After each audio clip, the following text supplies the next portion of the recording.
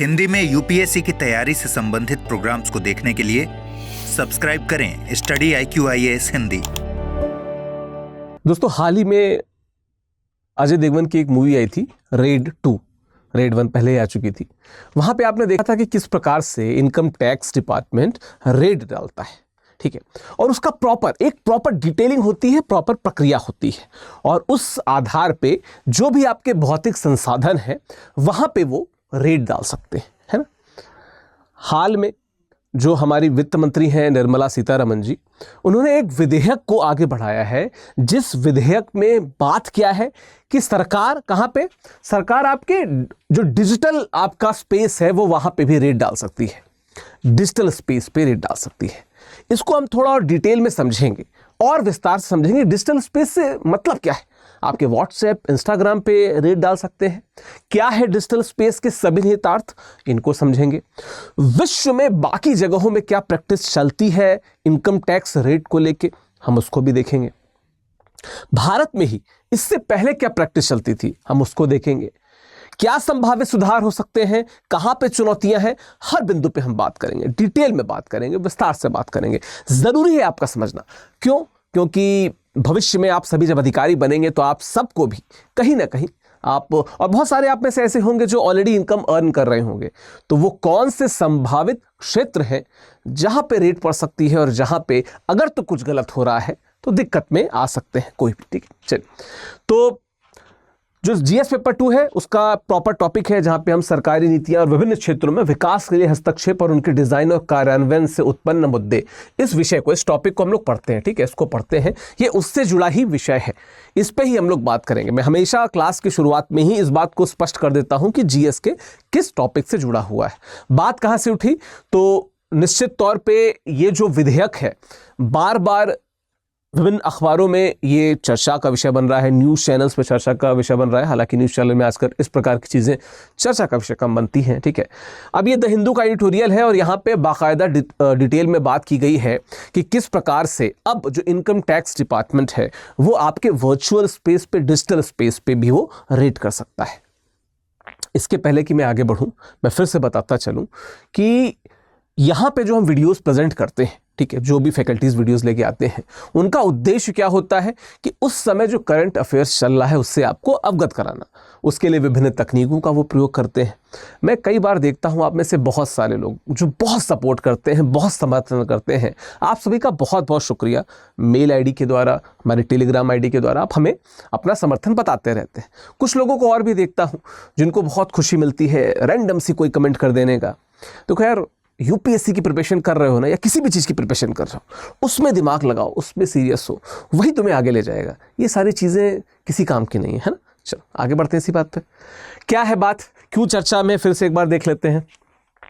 तो बात क्या है कि वित्त मंत्री द्वारा जो 2025 का जो विधेयक है उसके माध्यम से आयकर अधिनियम में संशोधन करने का प्रस्ताव जो है उसको लाया गया है, जिसमें क्या कहा गया है कि आपका जो वर्चुअल डिजिटल स्पेस है, जो वर्चुअल डिजिटल स्पेस है, वहां तक इनकम टैक्स डिपार्टमेंट जा सकता है, डिजिटल स्पेस तक। अभी तक क्या था, मान लीजिए आपका ऑफिस है, आपका घर है, आपने कहीं पे बैंक में अपने पैसे डाल रखे हैं, वहां पे इनकम टैक्स डिपार्टमेंट जा सकता था आफ्टर द ऑर्डर।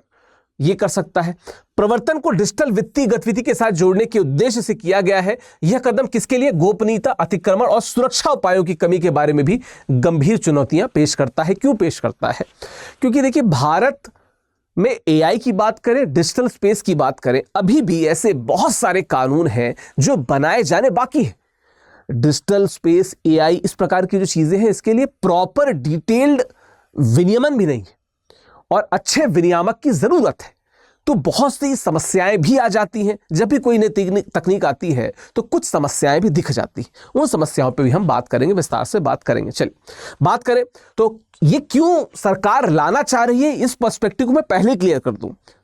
देखिए, डिजिटलीकरण बढ़ रहा है। आजकल आपने भी इस चीज़ को ऑब्जर्व किया होगा कि आप जब मार्केट में जाते होंगे तो अपने जेब से, वॉलेट से पैसा कम और मोबाइल से स्कैनर ज़्यादा निकालते होंगे। स्कैनर से आपने स्कैन कोड किया और फिर आपने पेमेंट कर दी। बहुत हो रहा है, ऑनलाइन पेमेंट कर रहे हैं, ऑनलाइन पेमेंट कर रहे हैं, ठीक है। तो अब इसकी दर बढ़ती जा रही है। यूपीआई लेन देन बहुत बढ़ता जा रहा है, डिजिटल बैंकिंग का उपयोग हद हो गया है। मतलब मुझे लगता है कि पिछले 1 वर्ष में मैंने एक आध बार ही कभी पैसा निकाला होगा, वरना सिर्फ वो डिजिटली चल रहा है। ठीक है, ऑनलाइन के द्वारा जो वित्तीय जो डेटा है ये बहुत ज्यादा बढ़ता जा रहा है। क्या कहते हैं उसको, कॉम्प्लिकेशंस आते जा रहे हैं। ऐसे में क्या हो जाता है, जो कर चोरी है उसमें नई तकनीकें दिखती जा रही हैं, अलग अलग तरीके से लोग टैक्स इवेट करते जा रहे हैं, टैक्स चोरी करते जा रहे हैं। और भाई देखो, तकनीक बढ़ती है, विज्ञान बढ़ता है, तो उसका ऑल्टरनेट यानी कि उसका विरोध, यानी उसका जो क्या कह सकते हैं, उसके खिलाफ कुछ तकनीकें भी उपजती है ना। हर चीज़ का एक काट निकल आती है, लोग निकल आते हैं। भारत में तो जुगाड़ तकनीक हमेशा से फेमस रही, हर चीज़ का काट जुगाड़ के रूप में आ जाता है। तो ऐसे में जो पारंपरिक तरीके हैं वो सफिशिएंट नहीं है, इसलिए नए डिजिटल खोज और नए डिजिटल तरीकों और इन तरीकों से रेड या छानबीन करने या जांच करने की आवश्यकता महसूस हुई सरकार को, इस कारण इसको लाया गया है। तो अगर आप इनके उद्देश्य की बात करें तो उद्देश्य के आधार पे कहीं पे भी सरकार गलत नहीं सोच रही है, लेकिन कुछ दिक्कतें हैं और उसी लिए इस लेक्चर की इंपॉर्टेंस हो जाती है, इस पर हम लोग बात करेंगे। चलिए मैं आपको बताता चलूं कि हमारे यहाँ पे स्टडी आईक्यू में हम कई बार इस पर डिटेल में बात कर चुके हैं कि जो हमारे प्रतिज्ञा बैचेस हैं, जो हमारे प्रतिज्ञा ये बैच बात कर रहे हैं, एक मिनट जो हमारे प्रतिज्ञा बैचेस हैं, एक मिनट, ठीक है, ये 2027, 28, 29, 30 किसी भी वर्ष के लिए आप अगर तैयारी कर रहे हैं तो प्रतिज्ञा बैच और प्रतिज्ञा लॉन्ग टर्म बैच। और जो हमारा ये आप देख सकते हैं, ये बैच जो है 15 जुलाई से शुरू हो रहा है, जो फाउंडेशन P2I कोर्स है। ठीक है, ये 2027 को टारगेटेड है, इसके अलावा 2026 या 2028 को टारगेटेड बैच भी उपलब्ध है, जो हमारे लॉन्ग टर्म बैचेस होते हैं। इससे जुड़ने के लिए आपको क्या करना है, इससे जुड़ने के लिए आपको इस कोड का यानी कि विकास लाइव कोड का प्रयोग करना है, ताकि आपको अधिकतम डिस्काउंट मिल सके। ठीक है, अच्छा, 7 जुलाई तक कुछ स्पेशल आपको फीचर्स भी मिल जाएंगे। करना क्या है, आपको नीचे लिंक दी होगी, लिंक पे क्लिक कीजिए, हमारी वेबसाइट पे जाइए, या आप हमारी ऐप को डाउनलोड कर सकते हैं, उसमें कुछ एक्स्ट्रा चीज़ें फ्री में मिल जाएंगी आपको, तो आप उसको डाउनलोड कीजिए और आप हमारे प्रतिज्ञा बैच से, हमारे प्रतिज्ञा लॉन्ग टर्म बैच से जुड़ सकते हैं। बहुत सारे फीचर्स मैं अक्सर बताता रहता हूं, जैसे मैं बात करता हूं, जैसे अगर प्रीलिम्स, मेंस और इंटरव्यू की बात की जाए तो प्रीलिम्स के लिए हमारा SIP है, ठीक है, हमारा PRP प्रोग्राम है, ठीक है, मेंस के लिए हमारा SIM है, ठीक है, MRP प्रोग्राम है, ठीक है, इंटरव्यू के लिए हमारा IGP प्रोग्राम है, उसके साथ में मेंटोरशिप, साथ में पूरी 18 किताबों का सेट, हर चीज़, हर फीचर जो ज़रूरी है वो यहाँ पे आपको उपलब्ध हो जाएगा हमारे प्रतिज्ञा बैच में। जुड़ने के लिए क्या करना है, नीचे लिंक से जाके आप इससे जुड़ सकते हैं। ठीक है, तो विकास लाइव कोड याद कर लीजिए for each and every product at study IQ। चलो आगे बढ़ते हैं। ठीक है, तो इसके पहले कि हम इन बिंदुओं पे जाए कि डिजिटल स्पेस में क्या चीज़ डिफाइन है, हम पहले थोड़ा सा बैक में जाएंगे और समझेंगे कि दरअसल जो इनकम टैक्स में अभी तक प्रवृत्ति चलती थी, जो तरीके चलते थे जांच के, वो क्या है, थोड़ा उन पे नज़र डाल लेते हैं। तो पहले तो जो इनकम टैक्स एक्ट की धारा 132 है, थोड़ा इसको देख लेते हैं, ये क्या कहती है।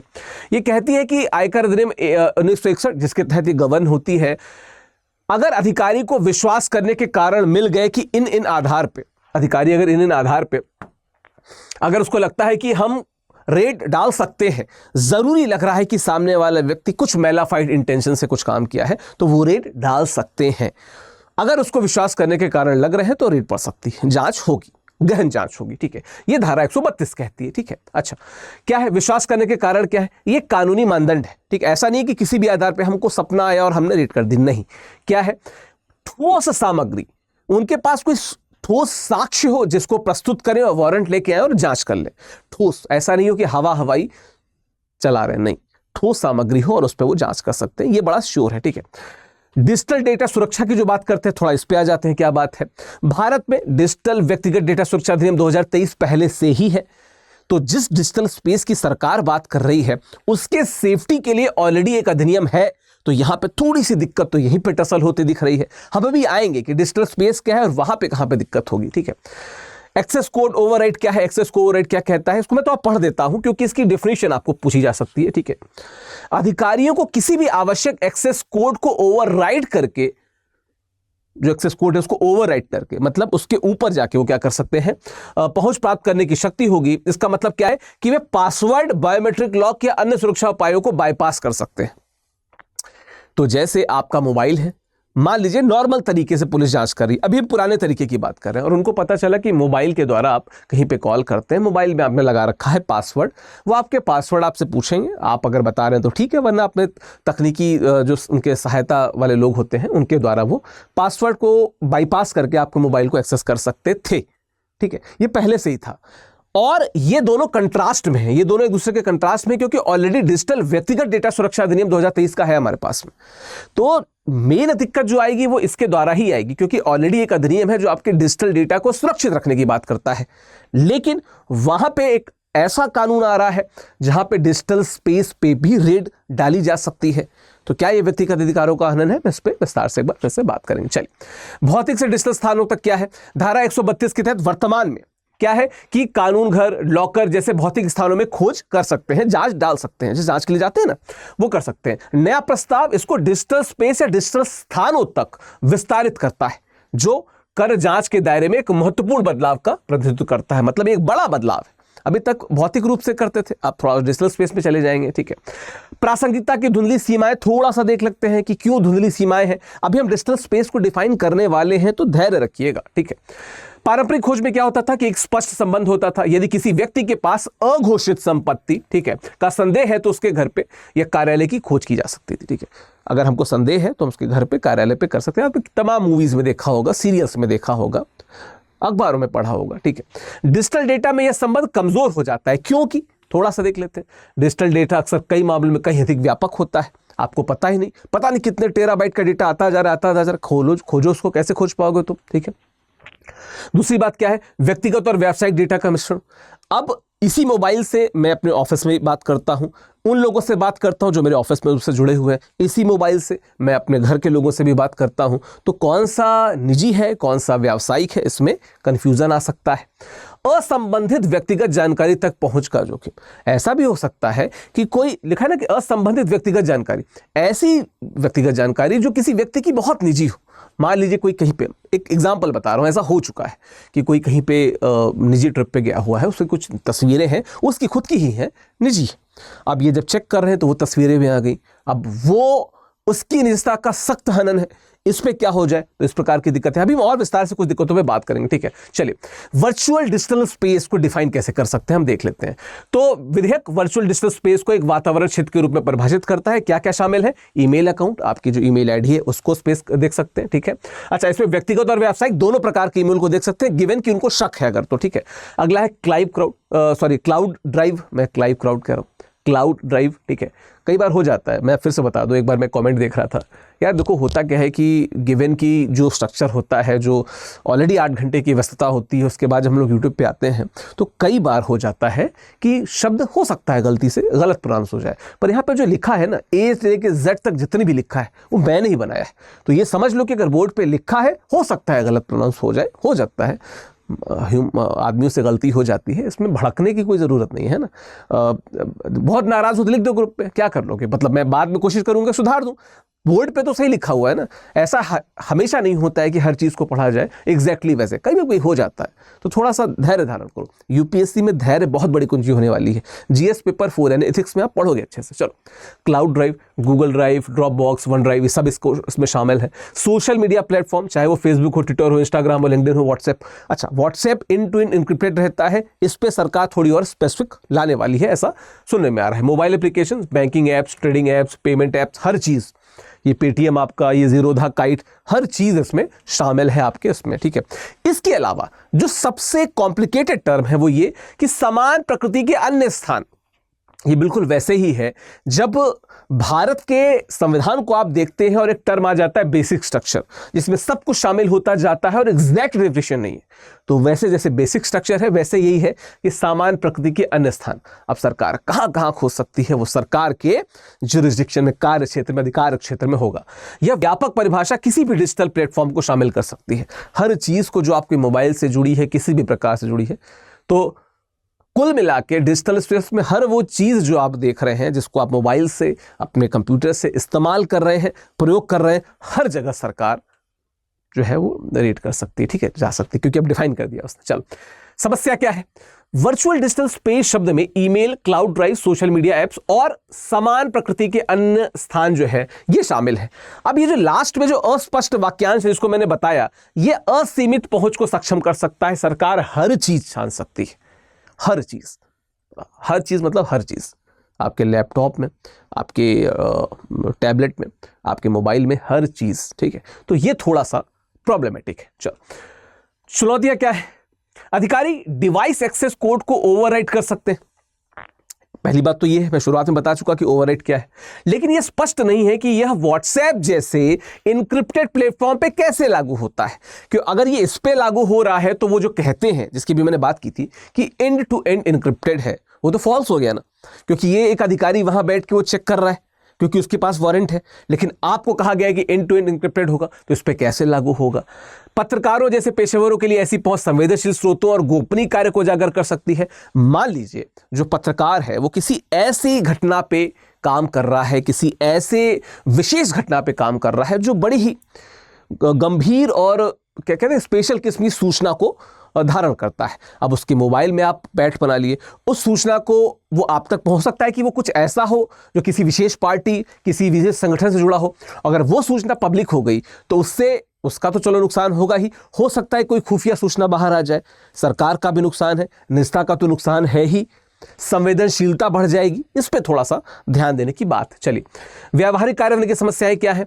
तकनीकी जटिलता, हर प्लेटफॉर्म की अलग अलग सुरक्षा व्यवस्था है, बहुत तकनीकी होती है। मतलब चलो हम तो उस एज में हैं जहाँ पे हमने बीच में देख लिया, हमसे पहले की जो जनरेशन है वो बहुत इसमें समस्या महसूस करती है। डेटा की मात्रा, एक व्यक्ति के डिजिटल फुटप्रिंट पे टेराबाइट का डेटा हो सकता है। बिल्कुल है, मतलब मेरे पास जितने जीमेल हैं सबकी मेमोरी भरी हुई है। 2 या 3 इस्तेमाल जो मैं करता हूं, बेसिकली 2, एक ऑफिशियल एक अनऑफिशियल, और एक और है जो एकदम निजी प्रयोग के लिए इस्तेमाल करता हूं, वो भरा हुआ है। तो इस प्रकार की समस्या कितना आप डिटेल में जाओगे? और ऐसे 10 लोगों का आप 10 टेराबाइट है तो महीने लग जाएंगे इसको चेक करने में। समय सीमा, डिजिटल खोज में पारंपरिक खोज से कहीं अधिक समय लगता है, निश्चित से लगता है। हर डेटा को इनकोड करना, देखना, पता चला किसी ने अपने हर फोल्डर को क्या कहते हैं पासवर्ड से लॉक कर रखा है, सबको अनलॉक करो, फिर उसको ओपन करो, फिर देखो तो फर्जी निकल गया, पता चला अगले को आपको लग रहा है फर्जी, उसमें काम का निकल गया। तो इस प्रकार की समस्याएं आती है। तकनीकी विशेषज्ञता, कर अधिकारियों को डिजिटल फॉरेंसिक की विशेष श्रेणी की आवश्यकता है। देखो, हम भारत उस देश में रहते हैं जहां पे अभी भी बहुत से लोग तकनीकों से बचते हैं। उनको लगता है कि तकनीकी में उलझ के हम बहुत पीछे हो जाएंगे या हम काम नहीं कर पाएंगे, तो वो बचते हैं। ऐसे में ये एक और प्रावधान आ जाना उनके लिए बहुत बड़ा हेडेक हो जाए। ठीक है, चलो कुछ और बिंदु पे बात कर लेते हैं। नए प्रावधान में समस्याएं क्या है? तो न्याय, अच्छा ये एक जरूरी बिंदु है, इस पर मैं इसलिए बात कर सकता हूं क्योंकि पहले क्या था कि न्यायिक प्राधिकरण की कोई आवश्यकता नहीं है, लिखा है इसमें, पहले होती थी।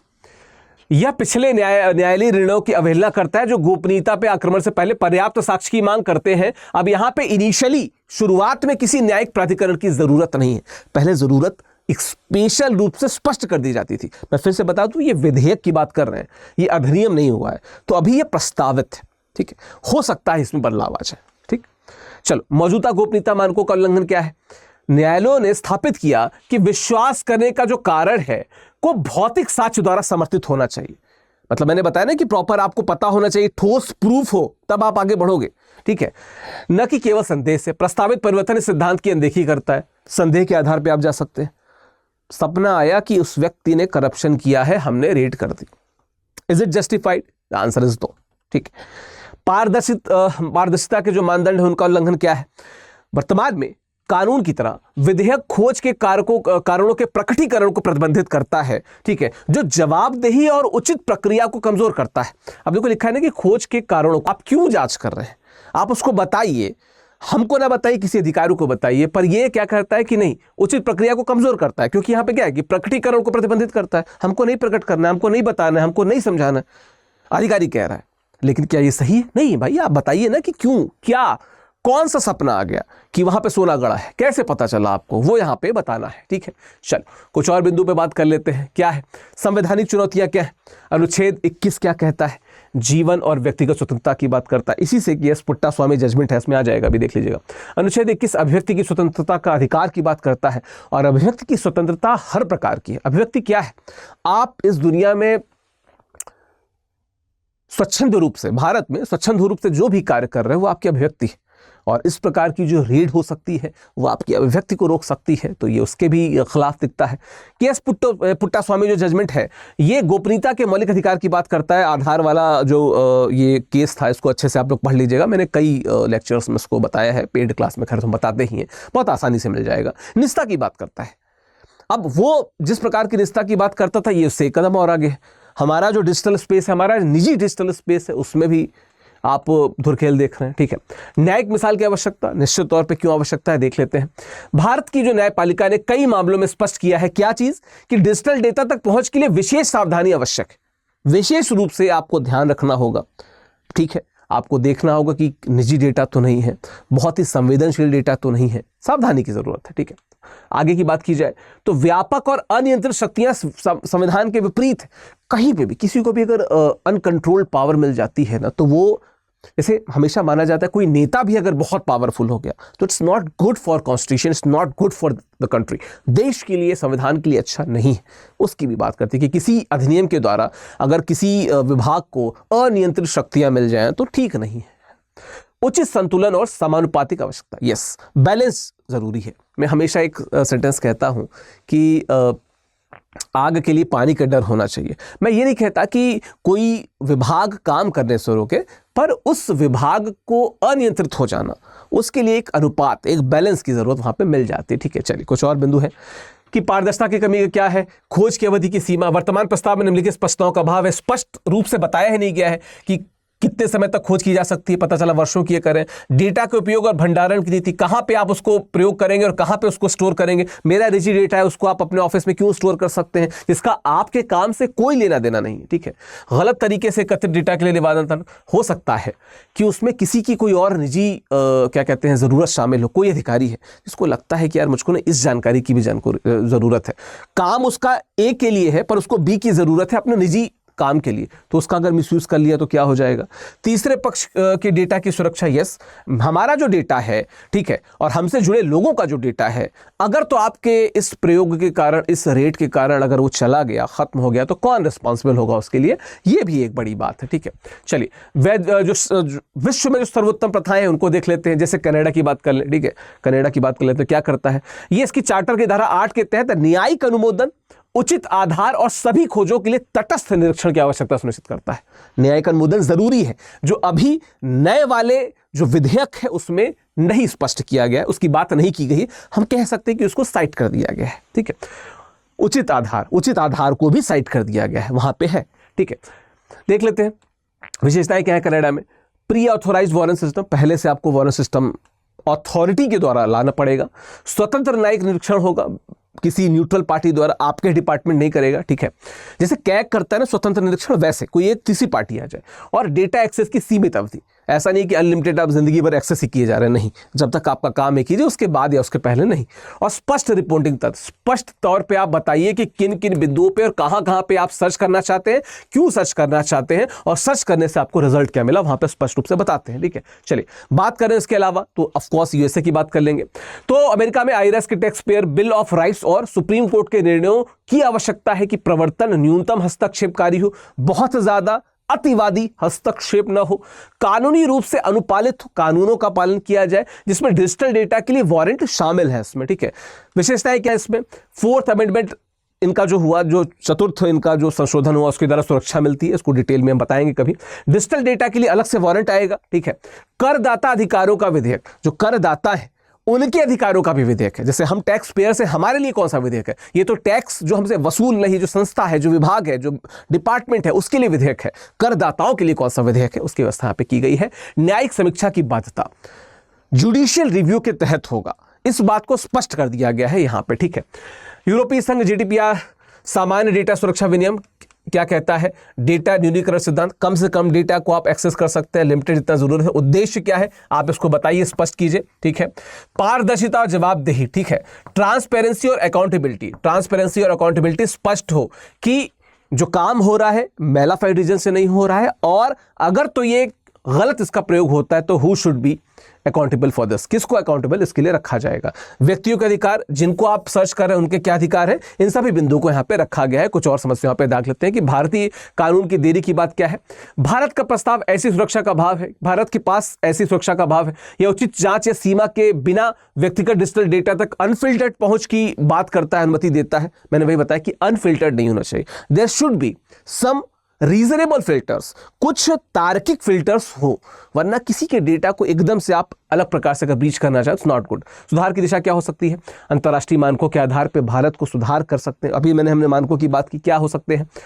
न्यायिक प्राधिकरण, यस क्या है, सभी डिजिटल खोज के लिए पूर्व न्यायिक अनुमति, पहले से आप अनुमति लीजिए, जैसे पहले हुआ करता था विस्तारित डिटेल कि हमको इन साधनों का को अच्छे से डिटेल में इंस्पेक्ट करना है और इसके आधार पे ठीक है हम आगे की जांच बढ़ाएंगे, लेकिन अनुमति ले लीजिए पहले। दूसरी क्या है, समय सीमा, कितने समय तक आप डेटा एक्सेस चाहते हैं, 2 दिन, 4 दिन, 1 हफ्ता, ताकि उसके बाद आप उनके डेटा को, उनके निजी डेटा को एक्सेस न कर सके। निजता भी कोई चीज़ होती है ना, हर चीज़ एक ही डेटा में तो बधी नहीं थी। डेटा सुरक्षा, एकत्रित डेटा को आप कहाँ पे रख रहे हैं, कहाँ पे स्टोर कर रहे हैं, बाद में उस डेटा का क्या कर रहे हैं। अगर काम हो गया, रेड हो गई, सामने वाला व्यक्ति चाहे दोषी साबित हो या ना हो, उसके बाद रेड खत्म होने के बाद, केस क्लोज होने के बाद, what are you doing with that data, उस डेटा के साथ आप क्या कर रहे हैं, वो यहाँ पे चीज़ें स्पष्ट है। अगला क्या है, निगरानी तत्व, स्वतंत्र निगरानी और रिपोर्टिंग व्यवस्था। अगेन एक न्यूट्रल एजेंसी हो जो चेक करे, जैसे हम कई बार मैं बताता हूं ना कि कैग न्यूट्रली चेक करती है,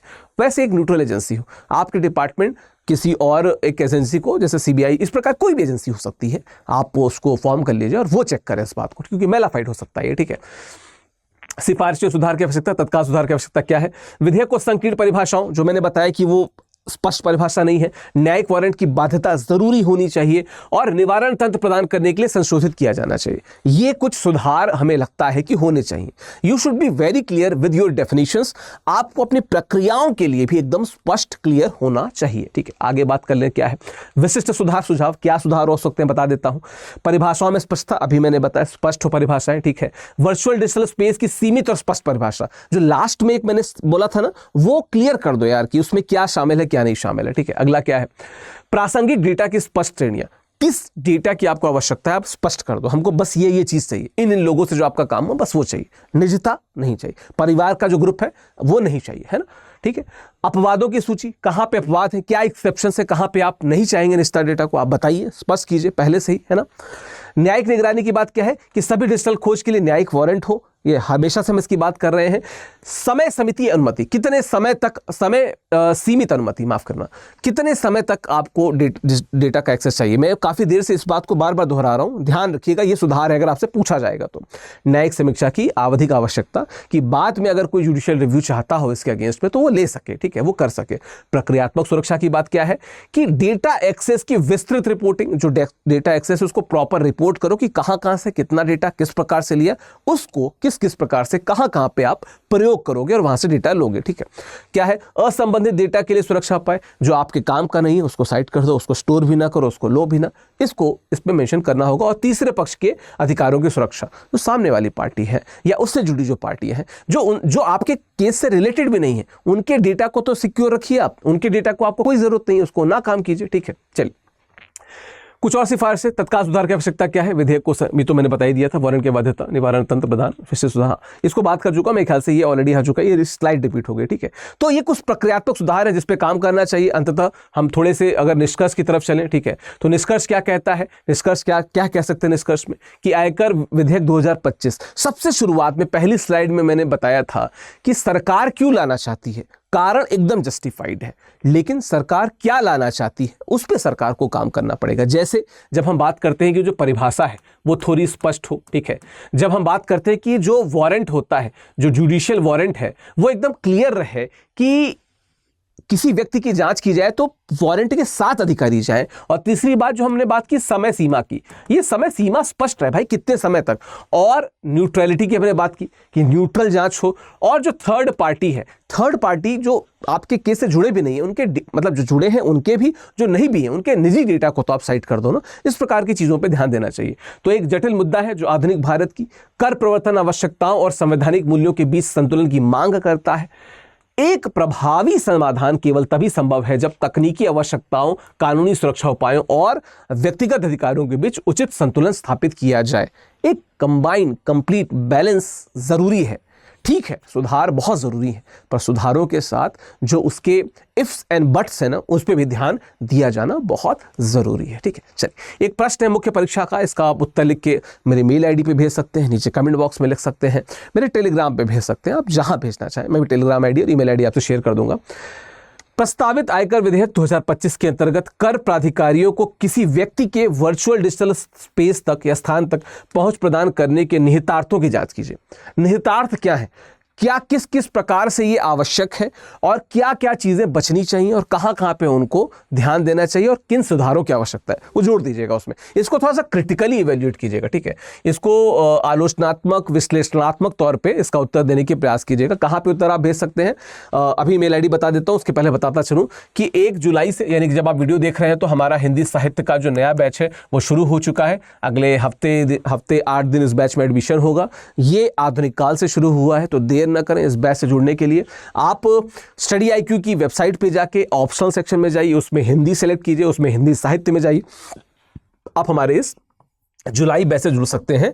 ध्यान रहे कि विकास लाइव कोड का प्रयोग करना है अधिकतम डिस्काउंट के लिए। दोपहर 1 बजे से ये बैच चलता है। इसमें test series, flow, answer writing, वर्तनी, हर चीज का मैं ध्यान देता हूं। इस बात को सुनिश्चित करता हूं कि मेरे साथ अगर आप पढ़ाई करेंगे, मेरे साथ अगर आगे बढ़ेंगे, तो आपके एटलीस्ट 330 प्लस नंबर आए। और इसमें मैंने एक वीडियो भी बनाया है, उस वीडियो को भी आप प्लेलिस्ट में जाके देख सकते हैं, अवश्य देख सकते हैं। चलिए, मैं बताता चलूं कि ये मेरा टेलीग्राम चैनल है, आप स्कैन करके इसे जुड़ सकते हैं।